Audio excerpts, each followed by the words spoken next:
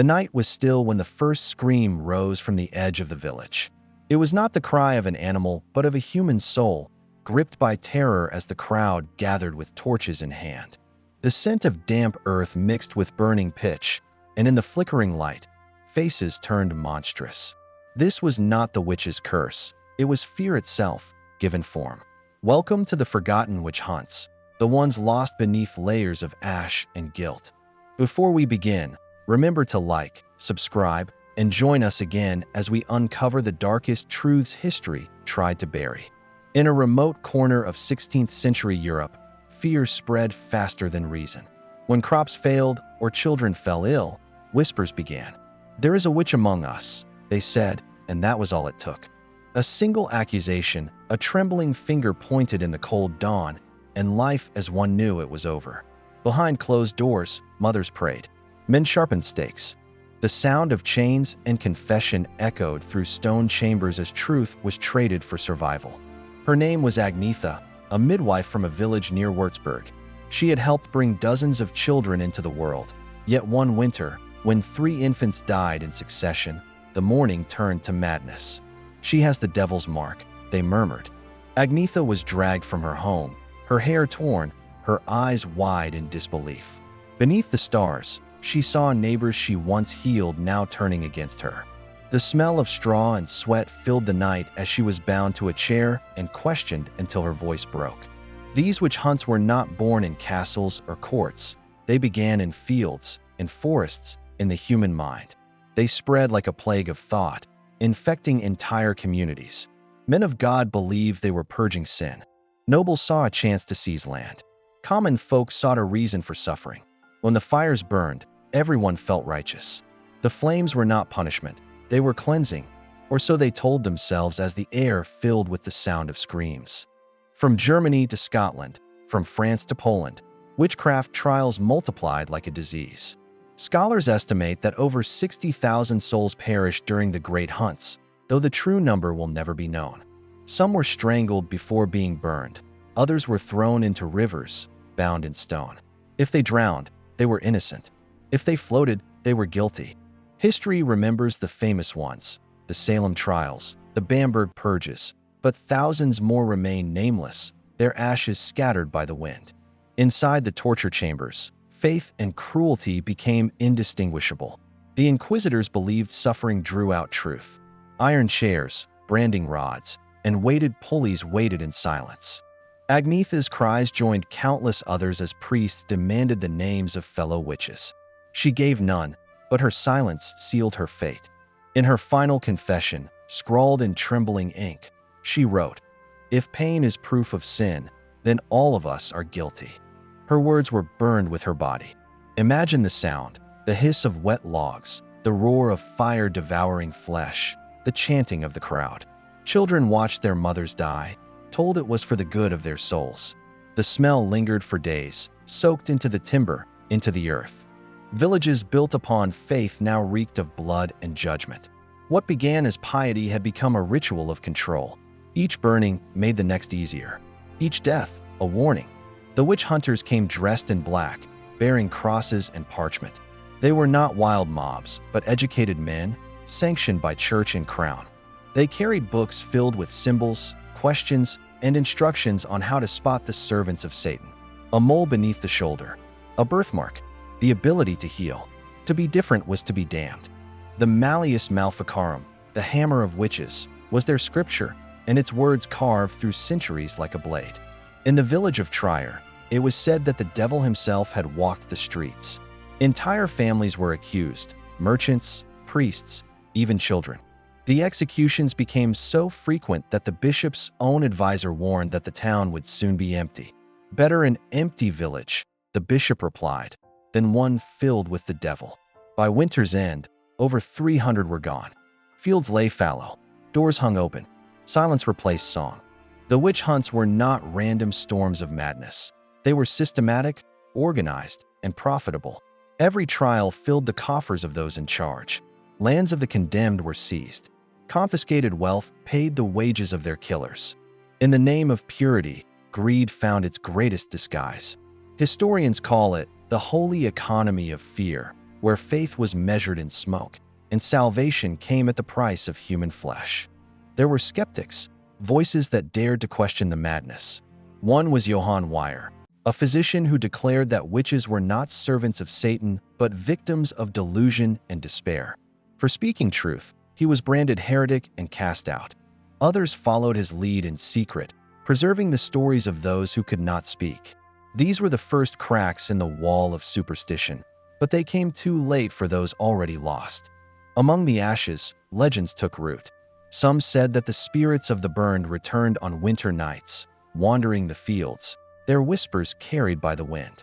Others claimed to have seen women dancing in the smoke, eyes like embers, waiting for justice. Even centuries later, villagers would leave bread and milk at crossroads to appease the forgotten dead. The church called it heresy, the people called it remembrance. In Scotland, the hunts reached a fevered pitch. King James VI himself took personal interest in purging witches, convinced that dark forces plotted against his rule. His obsession led to the North Berwick trials, where nobles and peasants alike were tortured into confessions of flying through storms to curse the king's ship. The monarch published his own treatise on witchcraft, cementing the fear across Europe. When kings dreamt of witches, the world burned. The cruelty was often gendered.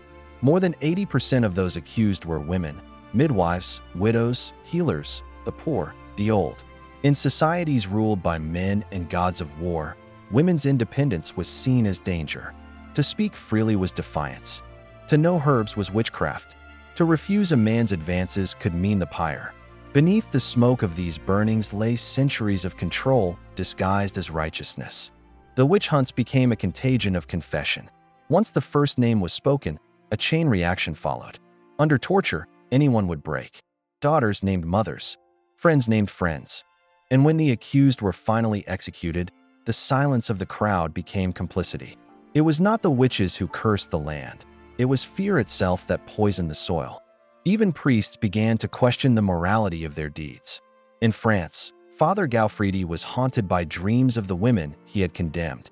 He claimed to see their faces in the firelight during Mass, their eyes accusing, their mouths whispering prayers. One night, overcome with guilt, he set fire to his own confessional. His parishioners watched in horror as the flames consumed both the priest and his church. As Europe's wars raged, the hunt slowed. Armies needed men more than judges needed witches. The plague, famine, and shifting power of the Enlightenment brought reason to the forefront. But the scars remained. Villages where hundreds had burned carried the memory in silence. No monuments were built. No prayers were offered. The earth simply absorbed the guilt, growing heavy with what it had witnessed. In Transylvania, travelers spoke of cursed valleys where the air never cleared and no birds sang. They said those were the places where witches had died unjustly, their spirits chained to the soil. Superstition and sorrow intertwined. Centuries later, peasants still refused to plow those fields. Whether myth or memory, the fear never truly left. Historians argue that the witch hunts were humanity's darkest mirror, where ignorance and belief danced together in firelight. Each pyre was a reflection of what happens when fear overrides reason, when faith becomes a weapon, and when the powerless are blamed for the world's pain. The devil was never in the women who burned. He lived in those who lit the torches. Still, there were survivors, few and silent. Those who escaped fled into forests or crossed borders, abandoning their homes and names. They became healers in secret, whispering prayers to no one, tending to the sick under the moon's cold gaze. The witch hunts did not end their magic. They forced it underground, where it endured in shadows and songs. Centuries later, the very herbs once condemned as witchcraft became medicine.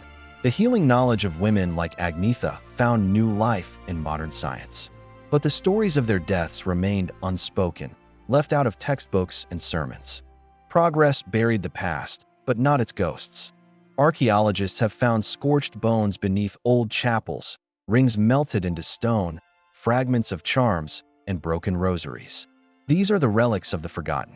Each fragment tells a story of fear, of faith, of humanity's endless war with its own shadow. In the silence of those ruins, one can still feel the warmth of old fires. When we speak of witch hunts today, we often mean metaphor.